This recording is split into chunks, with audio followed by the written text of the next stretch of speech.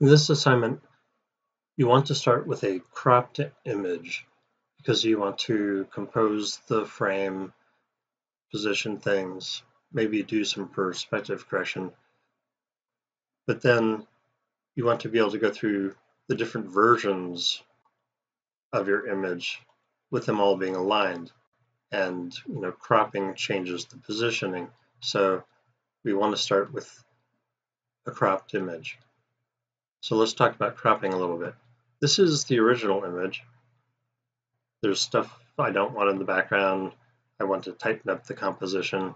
There are many ways to crop an image in Photoshop. I mean, one way is just to create a selection around the area you want, go to Image and Crop. That's one way. But there are cropping tools. There's the Crop tool and the Perspective Crop tool. If you go to the Crop tool, you can drag in these handles, align things, so you get the composition you want.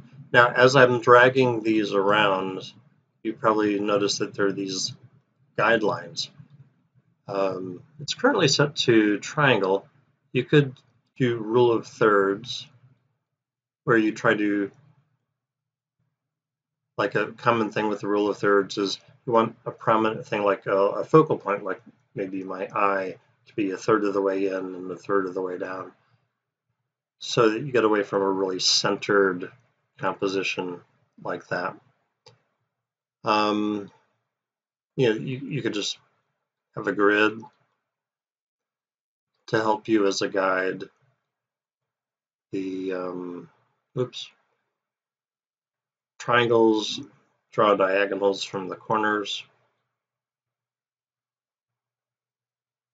Well, actually, this does a diagonal all the way across on a perpendicular line here and here, which is what I was showing before. Actually, I'm going to leave it with that one. You can experiment with the golden ratio, golden spiral, diagonal. I'm going to leave it with the triangle, because I think that's what I originally used. Now with this one, I'm still going to be pretty much centered, but I have a diagonal like going up my arm, kind of near my eye. Let's see if we bring this in where I have a diagonal going up to the contour of my head, and this diagonal is kind of coming down, like following my chin line. There's some things I like about that. One of the other things you can do in the crop tool is straighten the image. So if this isn't the vertical I want, like this line here, if I wanted that to be vertical, I could drag a line down and say, okay, that's what I want to be vertical, and it will like rotate it so that that's the vertical. But that's not really working. Maybe this line near my head, I want that to be vertical. And then adjust these till I get the framing I want, and then I can click OK. And there's my cropped image. And that would be the basis for what I do from then on. Now, when I did this before, I had different settings, but that's the basic process. The other possibility is perspective cropping. Now notice that this is vertical, this is tilted in. I could change this, and I'm holding the shift key down here to constrain this a little bit.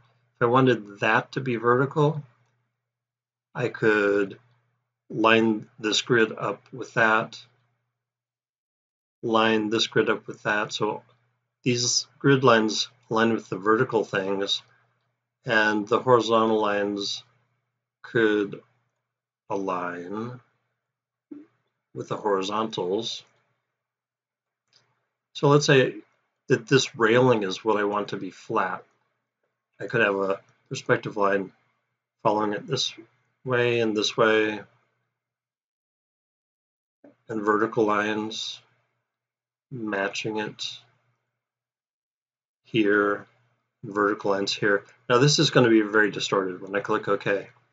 But just to show you, now the background, this is vertical, this is vertical, this is vertical, this is horizontal, but there's some distortion of me because I wasn't photographed flat on in that space. But that is a tool here. Here, it's not working very well, but in your photograph, that might be a thing that works. Okay, so working with this, if I was going to work with the layer comps, I have no layer comps here, but this would be my first one. I would click make a layer comp. This is going to be the one called cropped. It's going to remember the visibility, position, and appearance, i.e. layer style.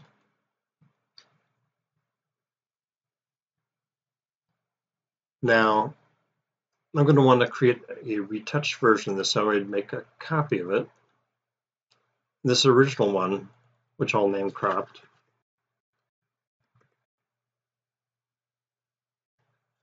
I'm going to lock because I never want to change that again, because that's my reference for everything. This is the one that's going to be the cleaned up version. And, you know, the cleaned up one, I might have like an adjustment of some sort, like a curve. I'm going to show something just a little different. I'm going to do exposure, bring the, okay, hide the, I'm actually going to drag the cropped image below. Here's the cleaned up one. So now I'm seeing the exposure. I can adjust the exposure, ambient offset, you know, trying to get the exposure I want. This is actually not my favorite way to do this, so maybe I'll actually cancel that. I'm going to do a curve on here. We're going to be working with curves a lot. This is a transfer curve. This is black to white, transferring to black to white. So black is black, white is white. But I could go in here and darken the darks, brighten the lights, you know, adjusting the transfer of brightness from the dark pixels being dark to the light pixels being light.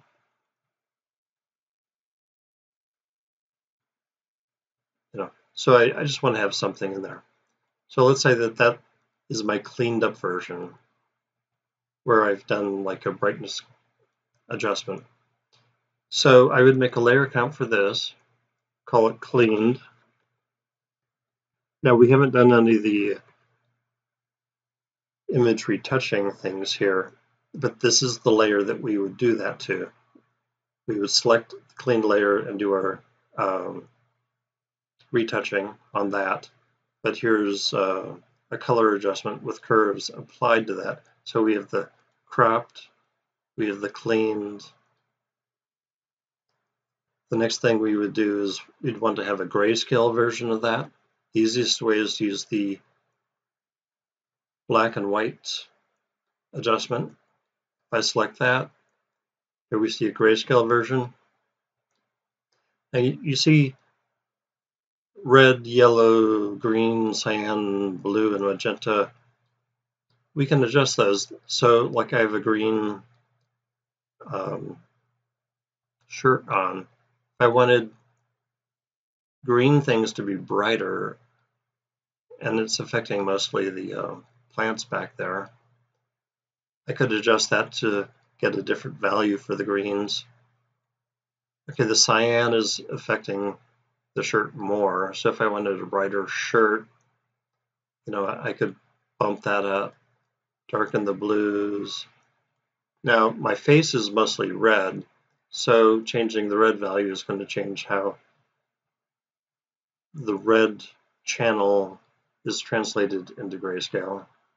If I wanted it more washed out, too dark, you know, just somewhere in there. Again, yellow is showing up on the leaves. So there are adjustments you can make in creating a black and white grayscale version of this. but I'm going to apply that. That's actually applied below the curves, which is interesting. I can actually turn the curves off. It actually looks better with the curves on. So the cleaned up version with these two different adjustments. I'll copy the black and white above the curves though, just in case there's some color shifting going on here. So this is my grayscale. I'm going to create a layer comp, call it gray.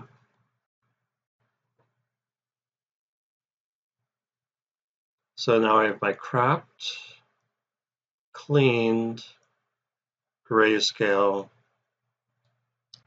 And then the next thing I would do is create like a high contrast version of this.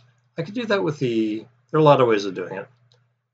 I'm going to just apply a brightness contrast adjustment here, increase the contrast. And this is really contrasty. This is kind of like an effect. If you really want to make it an effect, you use legacy, which goes beyond what you normally want to use.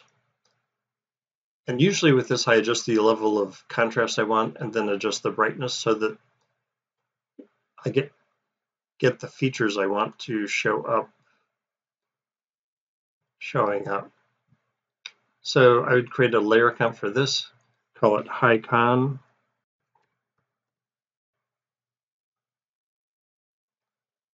So cropped, cleaned, gray, high contrast. Okay, from here you go into the most difficult part of the assignment, which is creating the colorized version of this.